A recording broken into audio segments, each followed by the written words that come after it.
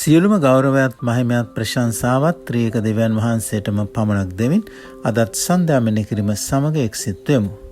ශුද්ධ බයිබලයේ අපි දකිනවා සුංගම් අය කරන්නොත් පෞකාරයොත් ක්‍රිස්තුස් වහන්සේගේ වචන අසන පිණිස උන්වහන්සේට ලං වෙවි ආකල උන්වහන්සේ උන්ට අකීකරු පුත්‍රයා පිළිබඳ කතාව කියා දුන් බව. ශුද්ධ ලූක් 15:11 සිට 32 දක්වා පදවල එය සඳහන්ව තිබෙනවා.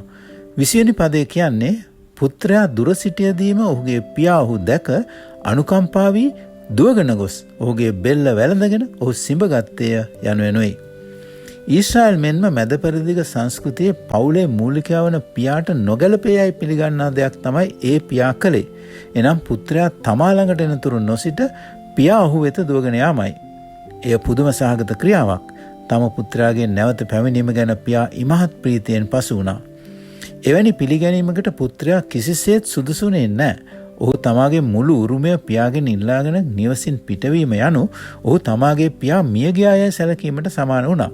නමුත් පුත්‍රයා කුමක් කළත් 24 වෙනි පදයේ පියා කියන්නේ මේ මාගේ පුත්‍රයා යනුවෙනුයි.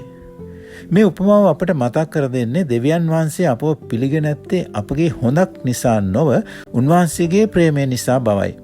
උන්වහන්සේගේ ප්‍රේමයට ළඟාවිය නොහැකි තරම් ගැඹුරකට අපව ඇද වැටිය නොහැකි බව එය අපට සාතික කරනවා. විදාහගත් දෑත් සහිතව අප වෙත දුවගෙන ඒමට අපගේ පියාණන් වහන්සේ සෑම විටම සූදානම්ව සිටිනවා. අපි මෙනෙහි කරමු. අපට සුදුසු වන්නේ දඬුවම නමුත් අපට කමාව ලැබෙනවා. අපට සුදුසු වන්නේ දේව උදහස නමුත් අපට දේව ප්‍රේමය ලැබෙනවා.